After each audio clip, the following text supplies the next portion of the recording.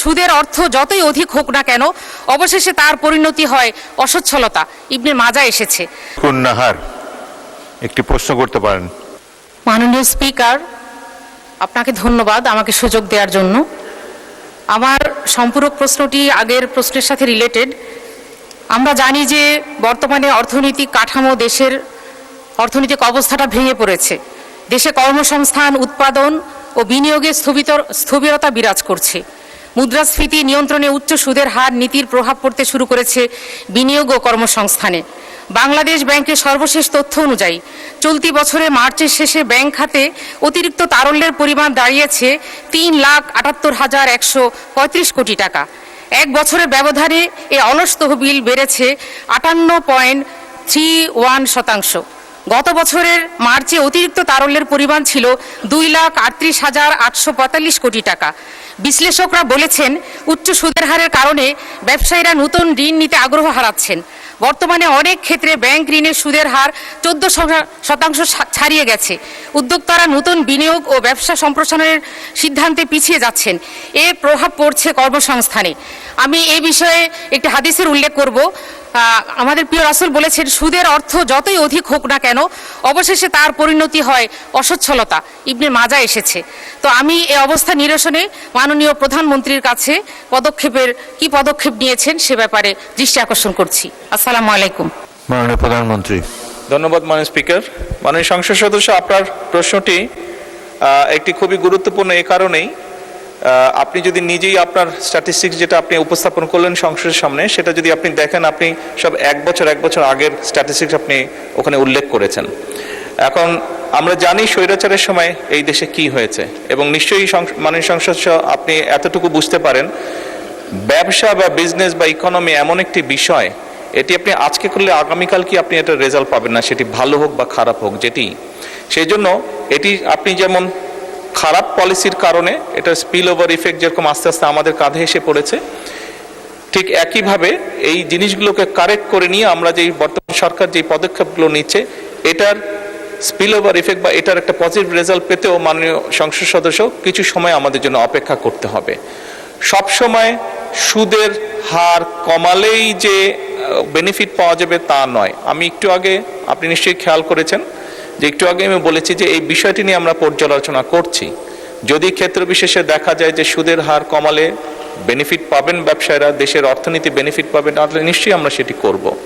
তবে এখানে আপনি বাংলাদেশ ব্যাংকের স্ট্যাটিস্টিক্সগুলো পড়লেন, কিন্তু সেখানে বোধহয় যদি আপনি আরেকটি তথ্য উল্লেখ করতেন তাহলে বোধহয় ভালো হতো। নিশ্চয়ই আপনি পত্রিকায় দেখেছেন, আপনি তো রিসার্চ করে এসেছেন, যেভাবে আপনি পড়লেন তাতে বোঝা গেল বাংলাদেশ ব্যাংক যে 60,000 কোটি টাকার একটি ফান্ড তৈরি করেছে, যে বিভিন্ন শিল্প যারা বিভিন্নভাবে সমস্যার সম্মুখীন হচ্ছে, তা যাদের এর মধ্যে যাদের ক্রেডিবিলিটি আছে, সঠিকভাবে যাদের ক্রেডিবিলিটি আছে, যারা সত্যিকারভাবে ব্যবসায়ী, তাদেরকে অল্প সুদে, ওটা বোধহয় 9% সুদে তাদেরকে ইন্টারেস্ট রেটে তাদেরকে সহযোগিতা করা হবে।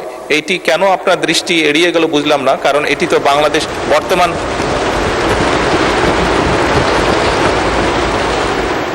আপনি এর আগের এক বছর আগের হিসাব বলেছেন, বর্তমানটি কেন এড়িয়ে গেল আমি ঠিক বুঝতে পারিনি। হয়তো এড়িয়ে যেতেই পারে, যাওয়াটা হয়তো স্বাভাবিক এত নিউজের মাঝে। আপনাকে অনুরোধ করব আগামীতে আরো আপডেট ইনফরমেশন নিয়ে আমরা আলোচনা করব। ধন্যবাদ মাননীয় স্পিকার। আসসালামু আলাইকুম রহমতুল্লাহি ওয়া সম্মানিত দর্শক, আমাদের দেশে একটি সরকার পরিচালিত হচ্ছে, একটি সংসদ কার্যকর আছে, সংসদে একটি বিরোধী দল আছে। এর বাইরে রাজপথে বেশ কয়েকটি রাজনৈতিক দল আছে, প্রাচীন এবং ঐতিহ্যবাহী, যেমন ধরুন বাসদ, সিপিপি, যাদের সংসদে কোনো অংশীদারিত্ব নেই কিন্তু তারা রাজপথে আছে। আবার সংসদে জামাত, এনসিপি এবং অন্যান্য সরকারের যে সকল আস্থাভাজন দল রয়েছে, সবাই মিলে সেখানে একটি বিরোধী দল এবং একটি সরকারি দল সংসদকে জমজমাট রাখার চেষ্টা করছেন। বিরোধী দল দাঁড়িয়ে সরকারের সমালোচনা করছে, প্রশংসা করছে, হাস্যরস করছে। আবার সরকারি দলের যারা লোকজন রয়েছেন তারা বিরোধী দলকে কটাক্ষ করে নানা রকম কথাবার্তা বলার চেষ্টা করছেন। এর বাইরে রাজপথে আমরা কি দেখতে পাচ্ছি? রাজপথে এই মুহূর্তে কোনো লড়াই নেই, সংগ্রাম নেই। কেবলমাত্র ইসলামী ব্যাংকের যারা গ্রাহক, তারা ইসলামী ব্যাংকে নতুন প্রশাসক নিয়োগ কিংবা নতুন চেয়ারম্যান নিয়োগ নিয়ে বিরোধিতা করছে এবং সরকারের প্রতি অনাস্থা প্রকাশ করার জন্যে বা ইসলামী ব্যাংকের ম্যানেজমেন্টে নতুন কোনো যে পরিবর্তন হচ্ছে সেই পরিবর্তনকে গ্রাহকরা আস্থা এবং বিশ্বাসের জায়গায় নিতে না পেরে গত এক সপ্তাহে প্রায় ৩,৫০০ কোটি টাকা সেখান থেকে গ্রাহকরা তাদের আমানত উত্তোলন করে নিয়ে গেছে। পরিস্থিতি সামাল দেওয়ার জন্য ইসলামী ব্যাংক কেন্দ্রীয় ব্যাংকের কাছে তারল্য সংকট মোকাবেলা করতে ১০,০০০ কোটি টাকা তারা হাওলাত চেয়েছে, ঋণ চেয়েছে। এই যে যা কিছু বাংলাদেশে ঘটছে, এগুলো হলো মূল খবর। এর বাইরে যা কিছু হচ্ছে সেগুলো আসলে এরকম খবর নয়, এগুলো দুর্ঘটনা। কখনো হত্যাকাণ্ড ঘটছে, কখনো ধর্ষণ হচ্ছে, ছিনতাই হচ্ছে, সড়ক দুর্ঘটনা হচ্ছে, ইত্যাদি ইত্যাদি নানা রকম যাকে বলা হয় ঘটনা দুর্ঘটনার মধ্য দিয়ে সারা বাংলায় টেকনাফ থেকে তেঁতুলিয়া পর্যন্ত 18 কোটি মানুষের মধ্যে 1800 কোটি চিন্তা চেতনা রসায়ন নানাভাবে কাজ করছে। এখন প্রশ্ন হলো যে এত কিছুর এই যে আয়োজন চলছে বা একটা রাষ্ট্র চলছে, বাজেট প্রণীত হচ্ছে, বাজেট সেশন চলছে, অনেক কিছুর দাম বাড়বে, অনেক কিছুর দাম কমে যাবে, অনেক ট্যাক্স বসবে, অনেক ট্যাক্স উঠে যাবে ইত্যাদি নানা বিষয়ের পরেও মানুষের দৃষ্টি কোথায়? আর মানুষের মধ্যে হাহাকার কি, মানুষের মধ্যে অভাব কি?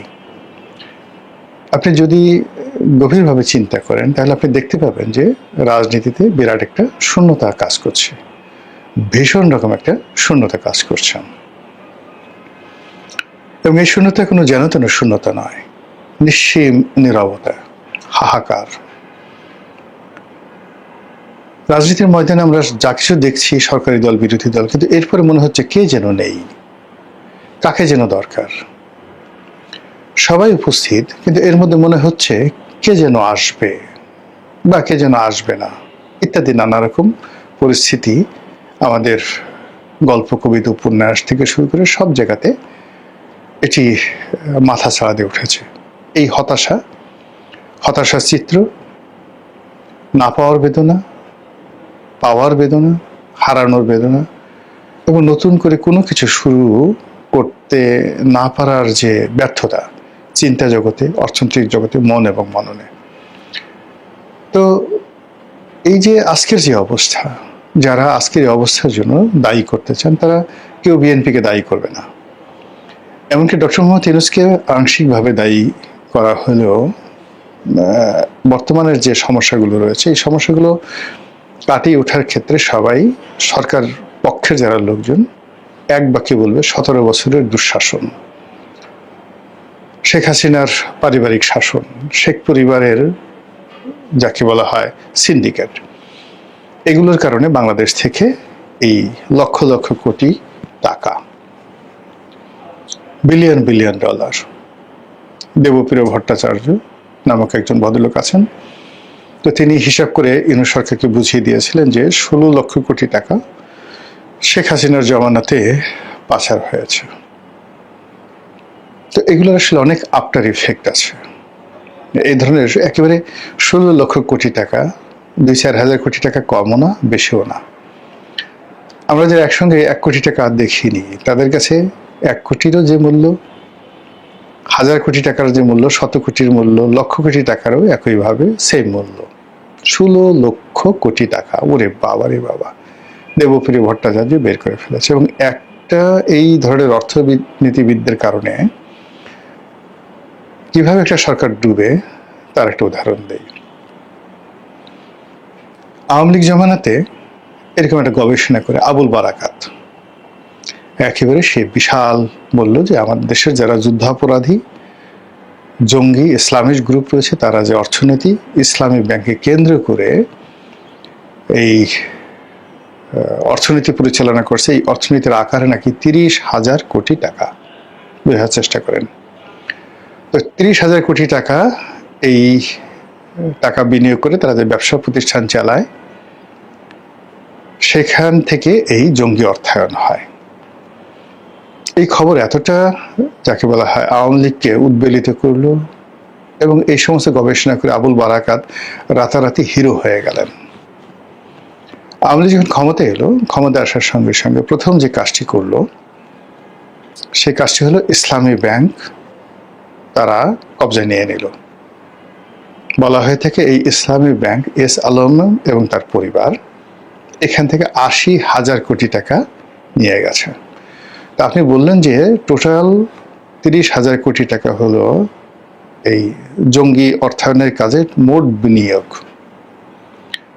তার সেই মোট বিনিয়োগটিকে আপনি জঙ্গি অর্থায়ন যারা তাই বিনিয়োগ থেকে না করতে পারে এই জন্য তাদের সেই ব্যবসা প্রতিষ্ঠান এগুলোতে আপনি সরকারি কর্তৃত্ব বাড়ালেন, তাদেরকে বের করে দিলেন, আর বিনিময়ে অন্য সব বাদ, কেবলমাত্র সেই এস আলম তারা নিয়ে গেল ৮০,০০০ কোটি টাকা।